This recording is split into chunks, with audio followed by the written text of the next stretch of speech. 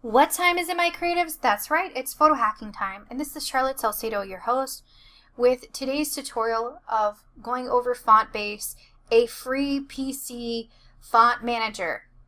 Now, ask yourself this: have you gotten to the point where you have downloaded so many fonts that your computer's starting to lag or computer programs won't load because you have a massive amount of fonts like I do, and you've been just too lazy, or you just haven't found the right font manager program? Well, I have found the one, and I'm going to go over the whole thing. I did go over YouTube and try to review all of the font managers, and basically I found the one. However, there's no video tutorials on how to use this program.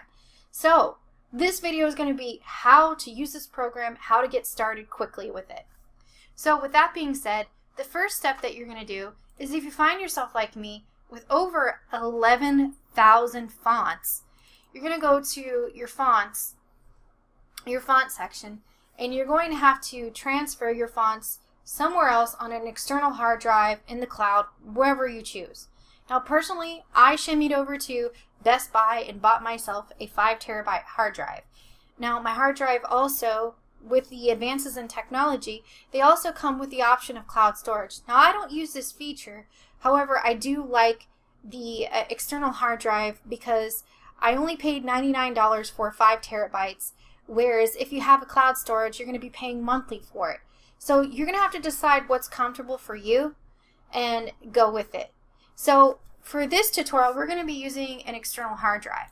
Now, I have my hard drive here. I've made a cute little shortcut icon. You can make an icon here by changing the icon. You can use the system defaults, or you can create your own icons, however you may choose. Okay? You can also rename your hard drive. But for this tutorial settings, we're just basically going to move all of our fonts over here.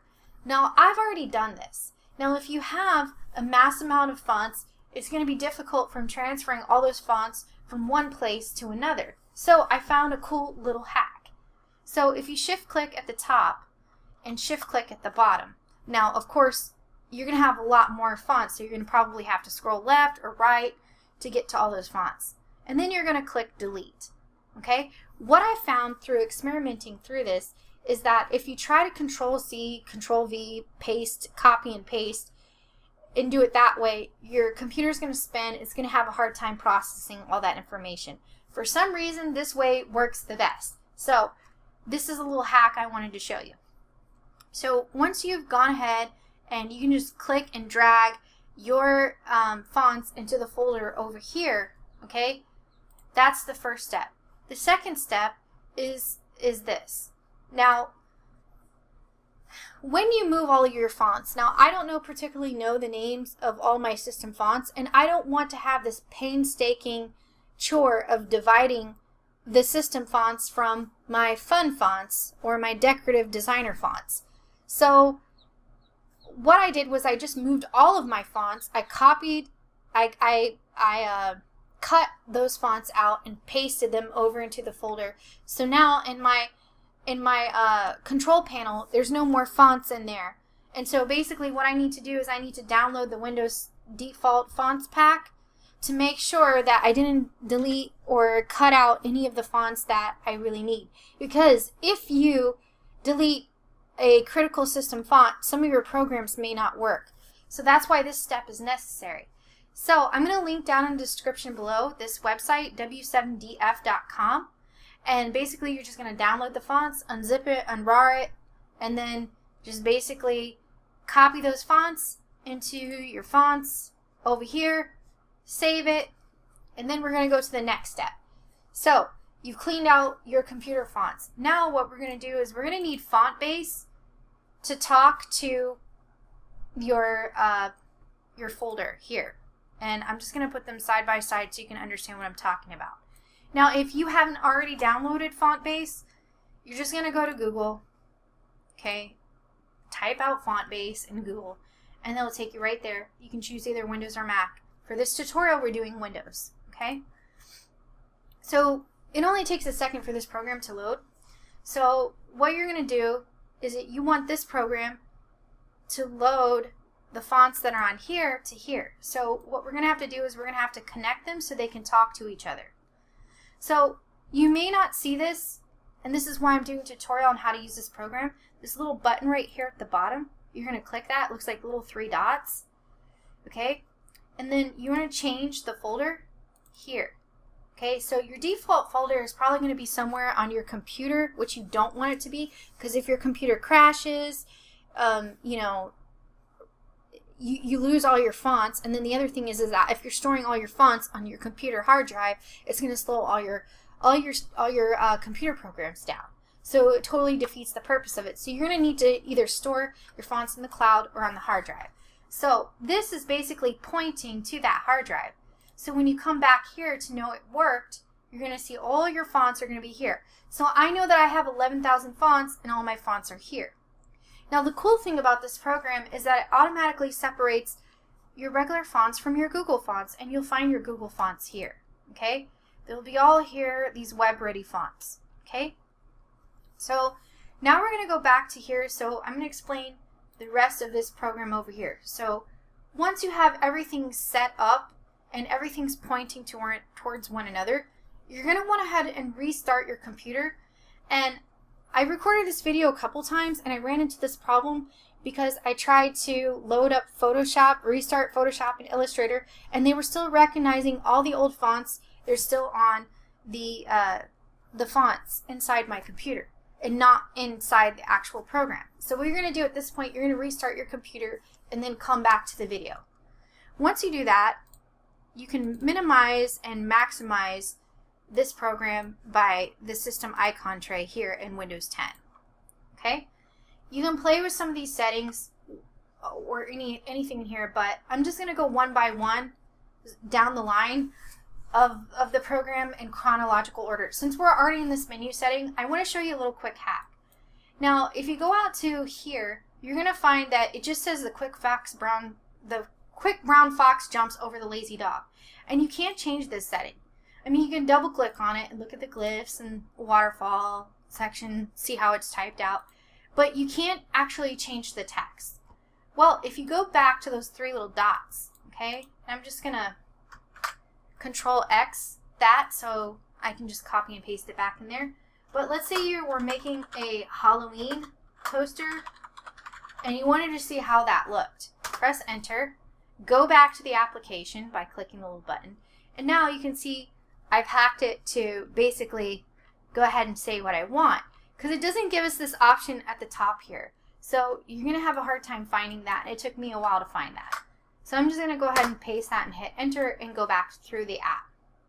And then it changes it back the way it was. So if you click the little 3 dot icon, you can check this to group the fonts here. You can change the font size. You can also change it at the top of the, if you go back to the main app here, you can change the font size by clicking the slider here too as well. And you can watch folders directly without copying files to root directory. Now, I haven't really messed with that settings, and I haven't messed with any of these settings here. But one of the things, you can hide to tray on close. You can start this up on system start, and you can start it up on hidden. And some of these settings here are for paid memberships. Now let me explain to you the difference between the paid memberships, okay? So the difference between the paid and the non-paid version, to see if it's worth it. Because when you're going through this program, it doesn't really explain that to you in detail. So if you go here and you look at this, it's pretty salesy. If you click on that button, the first button, it will always take you to a sales page, okay? And at this point, you don't know that you have a choice, but if you scroll down, you can see the difference here. Like, what's the difference between the paid and the non-paid version? Well, basically, auto activation works, full glyphs works, and minimize to tray works, as I just showed you. The only thing that doesn't work in the non-paid version is the grid view. So if you want to pay $3 a month for grid view, be my guest. If you want to get out of this salesy page, you just click the little X in the corner that's barely visible. You can change the color of the text by clicking here. you just drag the slider wherever you want it to go, this little white thing, and it will change the color. You can also change the background color. I don't see why this would be necessary, but I mean, you know, to each its own. It's there. It's an option. This has all the different glyphs and stuff that you can check out here. You can click on them. I don't really use that. I mean, you know, not very important to me. You can also search for the font that you're looking for. And then if you're done searching for it, you can click off of it. This section here, you can favorite your favorite fonts, and they'll show up in your favorite sections. If you want to unfavorite it, you can just unfavorite it. Now, the pin section, I'm not really sure what that's for. Like I said, there's no tutorials online on what this does, and I can't figure out what it does. So basically, at this point, if you know what that does, please in the comment section below say something, and you know, help a creative out. You know. So going through the rest of the list, if you double click here, you have access to different things here. I mean, they're not really things that you can change or anything. It's just basically stuff that you look at. You can change the styles here and stuff, whatnot. That's to activate that in your program, turn it off. Now we're going to get to collections.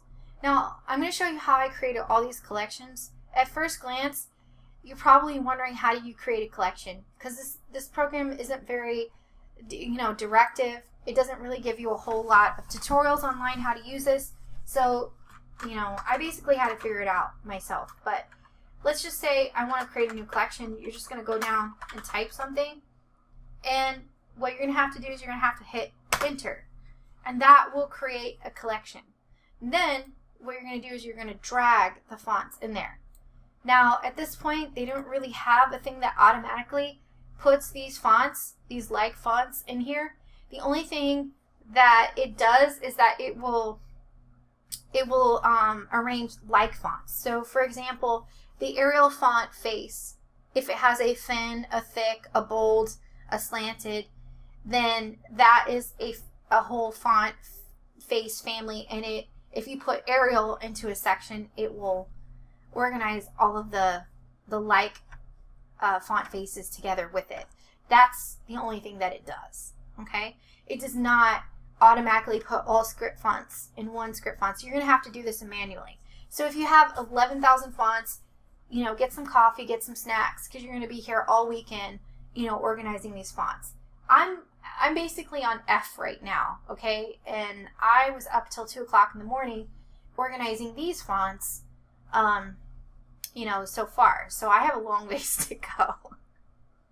Another thing that you can do, if you already have your fonts organized somewhere else, or if you have them in neat little folders, which some people do, there's a cool little feature on the bottom here. If you drag and drop a folder with fonts, it will add the folder and it will add the collection automatically. So that's a really cool feature. That's something that you can also do that I didn't know that it was there. And this little comment section takes you back to the website where you can make recommendations, ask for additional features, and you can see that over there on their form. So basically this is, in a nutshell, the program. If you like it, I mean fontbase, give me a big thumbs up. I'm definitely going to be using this program. And hope that you guys will find this tutorial very useful. If you would like to subscribe to my giveaways and my freebies, head over to photohacklovers.com. The link will be in the description below. And if you sign up on my email list, you get, you know, giveaways every month. I do giveaways and freebies.